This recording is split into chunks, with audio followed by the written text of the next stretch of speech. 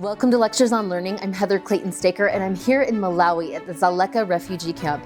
We are about to hear from Vafa Hakimi, who is she's on the ground with Imagine Worldwide, deploying tablet learning to students who are out of school or in schools but do not necessarily have access to teachers, or just who would benefit from adaptive software to truly help them with their literacy and numeracy up until about grade 4.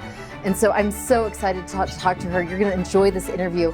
It is an example of a flex model among the most marginalized. And in fact, I'm here at Holistic Focus for the Marginalized, which is a school for those who otherwise would not have the opportunity to learn.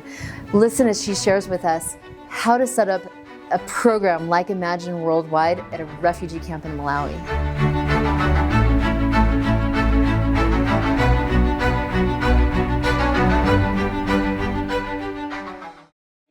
Did you know that this episode is available as a video on Guide School's YouTube channel or as audio only on your favorite podcast app? Also, we've produced a colorful infographic to spotlight Imagine Worldwide's Flex Blended Learning Program. It will brief you in one quick glance with a one-page snapshot so you can bank your knowledge. Go to guide.school/6. We always post freebies by episode number. So again, guide.school/6 to grab that one-page infographic. Also, 2 corrections before we begin this episode. First, to clarify, Imagine Worldwide is a nonprofit that partners with governments, organizations, and communities to provide child-directed, tech-enabled foundational learning that tries to be effective, accessible, and affordable. This includes partnering with refugee-led organizations in Dzaleka Refugee Camp in Malawi to provide tablet-based literacy and numeracy lessons for thousands of children within the camp. The organization is working in 7 African countries, not 8. Second, roughly 30% of children in the Dzaleka Refugee Camp are in schools funded by the UN Refugee Agency. To be clear, other students are in schools run by other NGOs or refugee-led schools, while others are not enrolled in school at all. Now, let's start the show. Vafa Hakimi, it's so good to see you. Thank you. It's great to be here. Incredibly wonderful to run into you here in Malawi. It was a lovely serendipitous moment. So I'm joined today by Vafa Hakimi, who is a field worker for Imagine Worldwide, which runs a tablet program in 8 countries around Africa. And so just start by telling us a little bit about, we walked in to Salama, Africa, which is here in the Dzaleka Refugee Camp, and saw so many young learners working on Imagine Worldwide tablets. Tell us about these tablets. What is Imagine Worldwide doing right now? So really the main aim is to address the foundational learning crisis that exists in countries around the world, but it's a particularly big issue in Malawi, where at about age 10, only 10% of children are able to read or write. So with that gap in their foundational learning, Imagine Worldwide and our software partners, 1 Billion, are set to address this. And so these tablets basically are a really adaptive way for children to learn literacy and numeracy in a really fun way. How are they adaptive? What makes them adaptive? So basically it's through algorithms that are in the first less than 10 minutes of the session, the first few minutes a child is using the tablet. There are algorithms to kind of assess their level. So ask them a few sort of quiz questions. Kind of, yeah. It'll just kind of test the waters and see if they're able to, for example, recognize words. And if not, it goes down to letters. And so within the software, I think I learned recently there are about 4,000 units. So there's so many options for activities, but they're able to just assess what are the activities that would be at the level of this child. And throughout their session, it keeps adapting to them. And it's just reading and math. Yes, okay. Essentially it is. Essentially that, so there is a session for literacy, and then a child goes through a session for numeracy, And then they have access to the library. So they read one book within the session or have one book read to them. And then they can access any of the books, which is a really exciting part. And the play zone, which all the children love. So there they can also draw pictures and take photos. And that usually comes right at the end when they finish the session. So it's not unlocked until they have finished the session? Ideally, yes. So if you're in teacher mode, you can access it straight away. And the children are so sneaky and smart that a lot of them have learned how to get into the teacher mode. But luckily, our software has been updated and it's a little trickier to get into teacher mode. So. But ideally, the facilitator would unlock the bonus at the end if you got your work done. Absolutely, yeah. Or automatically once you're done with the session, and you can time them. There's a 20-minute option, a 50-minute option. So depending on the amount of time available and the capacity of the child, you choose your different profiles. And all of the literacy and numeracy is in English? We have options for languages. So I think at the moment, if I'm correct, there's English, French, Kiswahili, Chichewa, Portuguese, and I'm sure within the other countries that they're in, there might be other languages. And so we choose, the majority of the schools that we work here in Dzaleka have chosen English as they'd like the children to be more proficient in English. But that is actually something that we're reflecting on, because I have noticed that the children are not doing as well when it's in English as compared to their home language. So they often get stuck at a lower level than their ability. There's no way yet to do math in their native tongue and then English for the reading. Not at the moment, unless we manually change it for them in the middle of a session. Okay. Yeah, but that is something Future that goal. I'm sure could be done. Yes, absolutely. And you said there's 4,000 lessons. 4,000 units. Units. Yeah, and then those are used within different lessons that go on. So normally there is a bit of a pattern that they would assess the child first and then give the section on literacy, and then often there's a story in the middle, and then they move on to numeracy.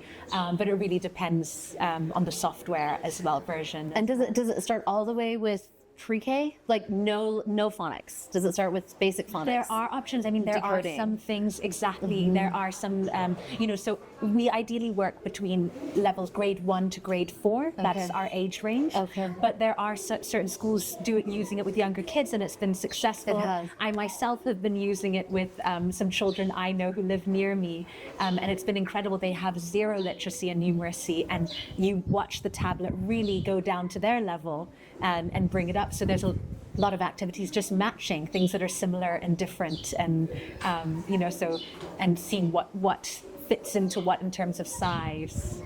So it's And then it ends around grade 4. Yes. Okay. But we're also, again, there's no absolute limit, and especially if a child would need remedial support, we've noticed it's really useful for a child who's older to have some time on the tablet too. So it's not strict, but just roughly those are the ages that the tablet was created for. One of the things I noticed was that there was sort of a mat the students were on, but it still was a pretty hard floor in there. They're all scattered on the floor. How did you make a device that's rugged enough for this environment?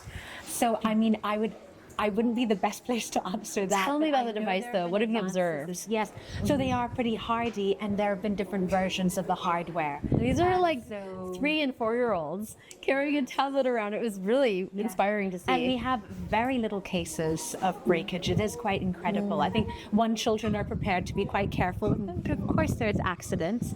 I think the cover is one thing. I think the tablet itself is hardy, but the cover, so you'll notice that we have a few versions, and I think the manufacturers have mainly been based in China, and I don't know their names, but they have been made to be hardy. So we've got these silicone covers that are great. Do you do any instruction for the students around caring for their devices? Yes, in general, from the beginning, I think when they were introducing it, there is but we have been thinking about having a little song or some activity that would just make it stick for the children, make it fun. Routine. Because there's just some small things like the headphone cables being bent while they use them that we'd love them to get used to.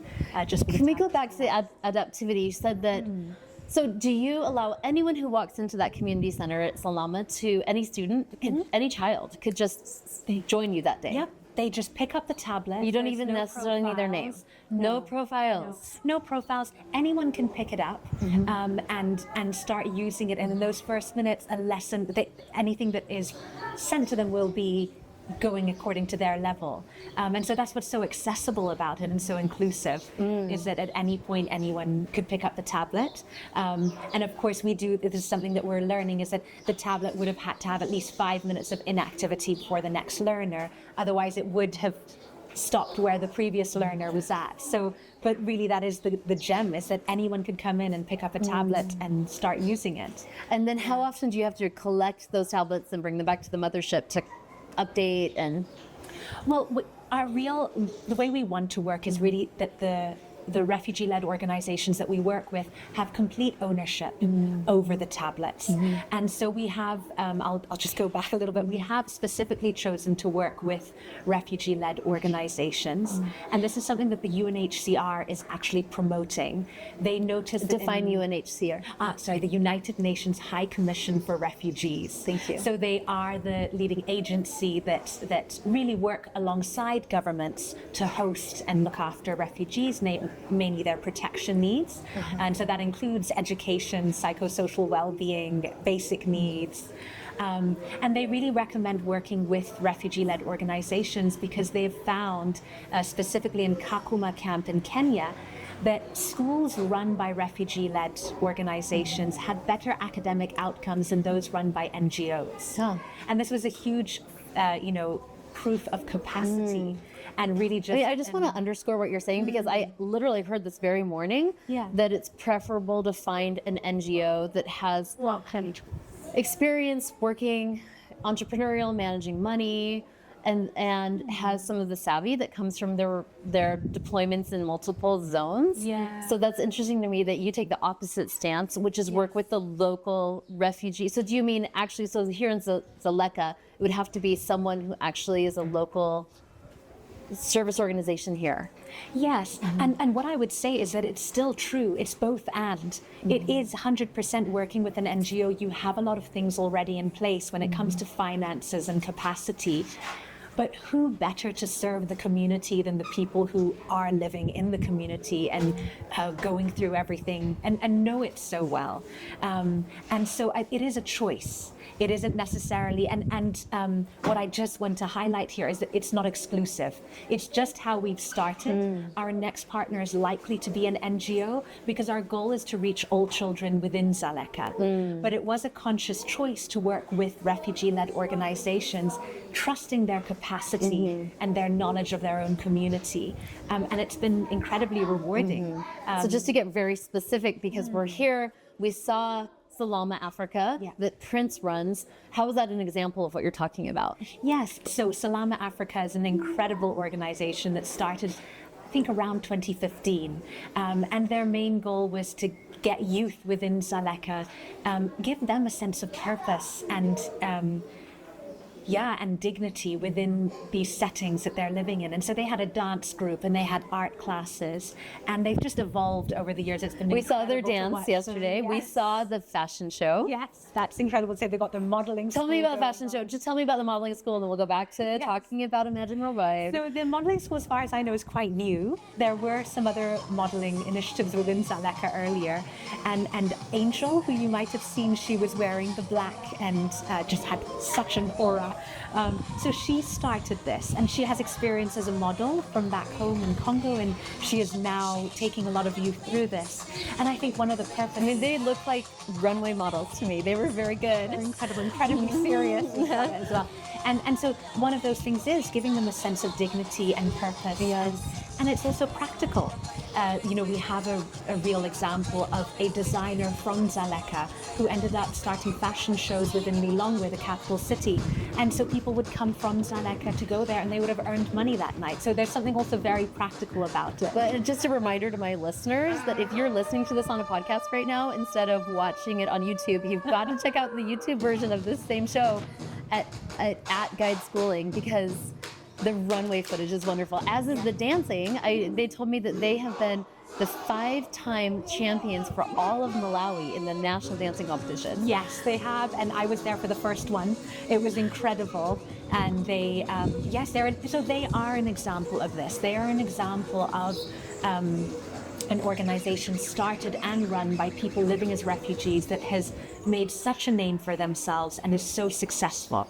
And so that is a choice to work with them, and they were identified as a partner, as was the school we are in now. Holistic Focus for the Marginalized is the organization, and they have 2 schools. So this is a helpful point and counterpoint. Yesterday we saw a community organization that was not a school, and half of the students that we put on 2-hour learning were not in any form of schooling. So were it not for Imagine Worldwide and 2-hour learning, they would not have any schooling at all. No. The other half were going to schooling in the morning and then coming to the community center. Yes. So that was yesterday. Today we are at Integrity School, the Holistic Focus for the Marginalized Integrity School. And here they are also doing Imagine Worldwide. Yes, they are. So what is They're the first partner that's ever done it. The first school partner? First school. So typically you work with a community center where the students may or may not be in a school. We've started with a school. Salama is our only center that works with out-of-school children. So we work with 4 partners. Okay. HFM, who we're in one of their schools now, they're the first ones. And there's a lovely story that I hope you capture from Imagine about how it started with them. And we also work with Sowing Hope, Fountain of Hope, and Salama Africa. So the 3 of them are schools, official schools, and Salama Africa works with out-of-school children. But the other schools have been inspired to start afternoon programs that might reach out-of-school children. So it is incredible that that is growing. But there's a need for it, if I can throw a statistic. So then what was original about this? You said this is the first school that what? Yeah, that started the program. Oh, that started the program, right here at Holistic Focus for the Marginalized. Yeah. Okay. And it started with just a visit. The founders of Imagine, I think 2 of the founders of Imagine, were somehow linked to the school, and they were in this very facility. And did they meet Desire Farini, who started the school? Pastor Desire, yes. Okay. Who is now living in Arizona. I swear the music at this school is some of the most beautiful African spiritual music I've ever heard in my life. It was unlike, you almost can't call it music. It was like stepping into the great beyond. It was so beautiful to me. If you're going to have a clip of that. Yes. I didn't get to hear that, but that's gorgeous. Yes, so Pastor Desire and them met, and it started raining, so they got stuck in the school, and it gave them the chance to hear Pastor Desire's whole story, and that's how they became one of the first partners. Thank you, Rain. Yes, thank you, Rain. And it was interesting because the next time Karen visited, the last time she visited, she's visited many times, it started raining, and we were sitting in that office right there. So the rain is really helping you. Yes. Come to Africa. And so basically they became a partner and the program has evolved a lot since then. I don't know a lot of the evolutions, but HFM has been there through a lot of the evolutions, hardware, software, partner, it's all kind of... They have been a steady force. Bringing you to the Malawi refugees. And just to go back to that setting, so the importance of working with out-of-school youth, of children, is that it's only around 37% of children are within formal or informal schooling. So that leaves 63% who are not accessing education. Yes. And so that's what we thought, that's why our goal as Imagine is to reach every child, not every school. Because if we were to reach every school, it's wonderful. Yes. But you're reaching those who already have some form of education, and I think our tablets are the perfect tool to allow children who have never had education or who are out of it to bridge back in. And did you choose the 8 countries in Africa based on where there are the most students out of school completely? I don't know about that. You'll have to talk to someone from higher Let's up. talk then about what you do know so well, which is boots on ground. Yes. What does a really great implementation look like? So you are going to 5 sites a week, right? And what are you looking for? So what we're looking for is enthusiasm, first of all, which all our partners have. So from the teacher, do you call them facilitators or teachers? Teachers. Okay. Yeah. But normally we're talking about the sessions, we do say the facilitator of the session, because they might not be a teacher like in Africa. I definitely nerded out when I met your facilitators because we run guide school. And so this is the type of expertise we're looking for. We do not need conventional teaching skills. Yes. We need adults who are enthusiastic, who can activate the learning, empower the learners with a tool, in your case, the tablets, and then support them, provide the environment, provide the motivation and the loving care and the pastoral care, and then step aside and let them drive their own learning. Your facilitators made no presumption that they were going to be instructing. And so then when we asked them to help facilitate 2-hour learning, we barely had to say anything. They were already guides. I love that. So tell me, what do you see? So you said you look for enthusiasm among those facilitators. And I think an important point linked onto yours is something we need to remember when we are working with refugee-led schools, is that a lot of the teachers in our setting don't have their qualifications. Yes. So a lot of them were volunteers that stepped up to a need for children within the camp to be educated. And so you'll find out what they have is the enthusiasm and a lot of capacity, but they haven't been trained officially as teachers. And, and they're incredible. Like there's teacher Maulidi in Sowing Hope. And if you ever watch one of his sessions, the way he gets his children engaged and, it's incredible watching this. So that enthusiasm is there. And often he says a lot of the things he learns is from YouTube or watching something. But only 38% of the students is it in all of Malawi that you said? In Dzaleka. In Dzaleka Refugee Camp. Yeah. Attend a school. Yeah, have either formal or informal education. And of those, they're not all like this teacher at Sowing Hope. So we have to remember that so being realistic, there maybe are only, what would it be? Let's say half of the 37%, the 16, 17% maybe, are really accessing that truly inspiring teacher in this entire camp. Maybe something like that. Yeah, for sure. And also the teachers themselves, as inspiring as they may be, are faced with such challenges. And how many children are in this camp? Do we know? We'll find out. Roughly, in the 30,000s, I would say. 30,000, which makes sense because there's 50,000 people here, and everyone we see looks like they're very young. Yes. Majority, above 50% are below 18. So there, your numbers sound about right. Yes. Okay. Yeah. So it's around there. I can easily get a statistic for you as soon as we're done. Tell me about the social. You are a social worker by profession. You mentioned this to me, and one of the questions we're grappling with is: does 2-hour learning need to, as a prereq, bring a feeding program also? So we visited Village of Hope. Originally, Village of Hope is right outside the camp, and they feed a porridge to their students at the beginning of the day, breakfast, and then a lunch every day. And many students come to school knowing that that's why they're going to get food. And also hearing Jeff's discussion of how the students metamorphosize in the first month as 4-year-olds after just 1 month of getting breakfast and lunch, and their skin is better, their hair is better, the light in their eyes is back. And so then coming into the camp and realizing that the students that we're bringing 2-hour learning to here are not benefiting from the feeding program. As a social worker, tell me all your thoughts on this. What should I do? I mean, so what I would think is that it's ideal, of course. I mean, that it should, it's the ideal situation that the two would come together. But from our experience, it's not completely necessary. And I want to say this carefully because I don't want to discourage anyone from bringing in a feeding program along with their education program. I think that's incredible. And like you said, it works. But what I would say is that it shouldn't stop you from bringing in your education program because on its own, it's beneficial. And so I think it is in and of itself something that is going to benefit the children. And, we've noticed that actually one of the things mentioned the most by teachers is that the tablets have increased attendance at their school. They have very little absenteeism since introducing the tablets because the children are so motivated to come to school. And I think feeding programs do the same thing, but almost out of a more basic necessity that a child is accessing a meal that they might not otherwise get, which is tragic. And so I think I don't have a clear answer for you. I would say ideally, yes. It's ideal to have both together. But don't shy away from what we're doing. 100%, but don't shy away from it. And also recognizing that, for example, a lot of our partners they're not just relying on our tablet program.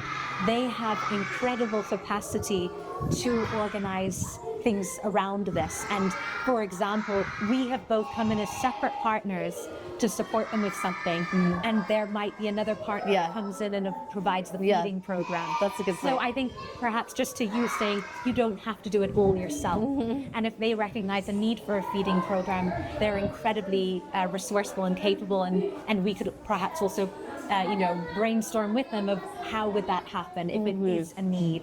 Great point. So maybe what I would say is identify that it is a need first, and then look for partnerships. look for partners. I want to ask you, pretend that I'm a facilitator. Okay. And imagine you only have 1 minute to train me. What would you tell me? What I would tell you is that that these tablets are incredible for increasing the literacy and numeracy of the children, but they cannot replace you as a facilitator because the children do need that human interaction.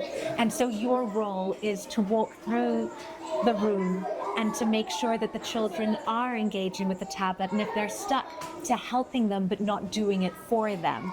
And for you also to remember the ideal conditions for the tablet session to happen in, which is that we maximize the time the children are on the tablet, so very efficient setup and take down, and that we make sure the room is as quiet as possible, and that the children are engaged, and if anything's blocking them, to step in and make sure they can engage.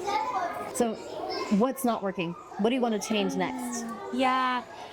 I think what I would work on is the sustainability element. We really want our partners to be able to own this and to fix the tablets themselves, but the reality is that's really hard in these conditions. And so I think something that for example, we're grappling with now is a lot of our headset cables quickly deteriorate or don't fit into the ports anymore. And so it's either the cables or the port. And as a result of that, a lot of our sessions are quite noisy, you might have noticed. And ideally, each child should have their headsets on and it should be completely quiet. And so these are the realities, that this is going to happen. Mm-hmm. And what we're working towards is what is a sustainable way for our partners to be able to maintain the tablets. And we're still trying to answer that question. So we're still trying to find out how that will happen. Are you pleased with the software itself? It's the units. Incredible. Oh, it's great. Yes. Great. I'm in awe of our software developers, and I hope you get to meet them as well one day on your program. Yeah. Tell me, coming in as a social worker, did you believe right away that this was going to work? So I'm a convert. I was a huge skeptic before. I was previously working in a psychosocial department. And where? In Malawi? In Dzaleka, right here. Oh, you were? This is where I was initiated as a social worker. It's really close to my heart. And basically there was a wonderful organization, if I won't name, who wanted to bring us tablets for our school. And I was horrified. I thought that they have no idea what's happening on the ground. They have no idea that we don't have enough space. We don't have enough teachers.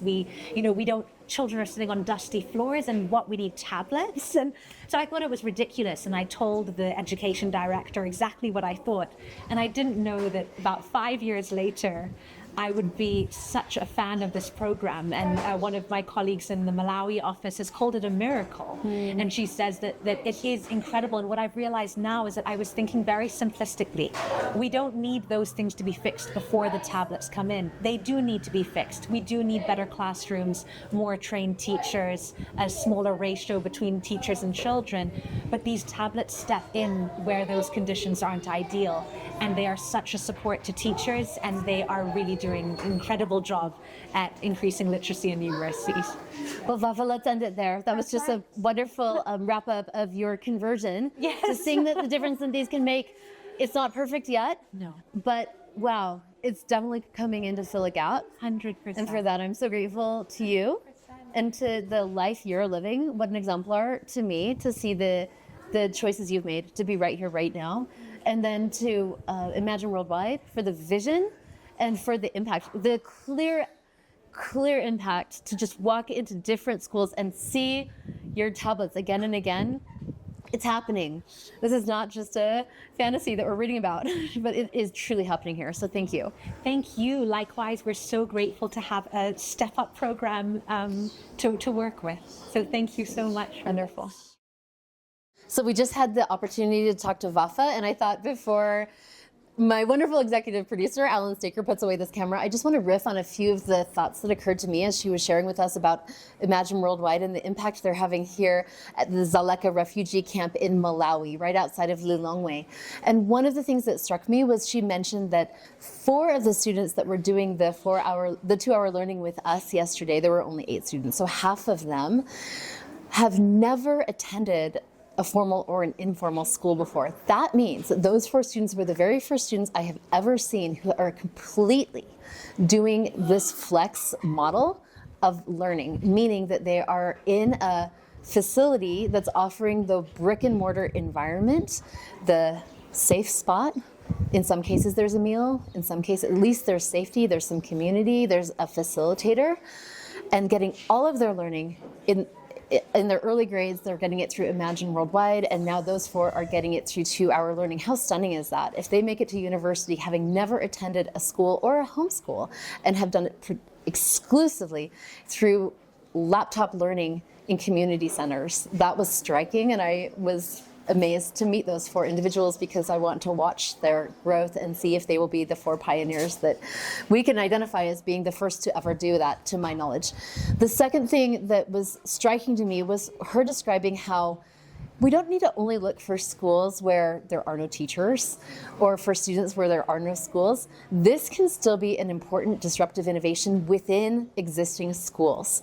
And so one thing that strikes me about Bjorn Longborg's research and his book, Best Things First, I've mentioned it before. I love his research though, and he talks about how in the poorer half of the world, there is research that shows that if students get even 1 hour of laptop or tablet learning that adapts to their level and is in their native tongue for at least the math, they on average advance 3 years compared to their peers. And that is assuming that those students return to their regular classrooms for the rest of the day. That's the entire treatment, is that 1 hour of adaptive learning, which is a striking finding. It means that we don't have to choose one or the other necessarily. We can marry programs like 2-hour learning or Imagine Worldwide with schooling and with conventional schooling and get even better results.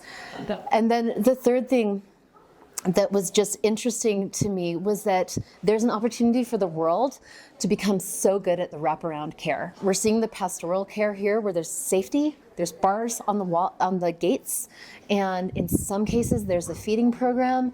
At least there are adults who are going through child safety training, and they are putting in some of the foundation for creating a brick and mortar place where students can come, where children can come, where they're safe, where they're loved, where they're helped to get to that tablet or that laptop so they can learn. And the students are thriving. Imagine if we keep moving forward with this disruptive innovation, how we could even better improve this wraparound care. Imagine the quality of the feeding programs we could create. Imagine the quality of the facilitators who could genuinely learn to provide emotional and motivational and just human love for these students. Imagine the consistency and the safety and the protection and the food and the fresh water and the ways that our world can care for these children and delegate some of that instructional component to the laptops and the tablets and provide holistically for these children. How wonderful to say that right here at a school that's literally called Holistic Focus for the Marginalized. That is a solution that can be part of the holistic solution for the marginalized, and it's wonderful to see it starting to emerge in our world.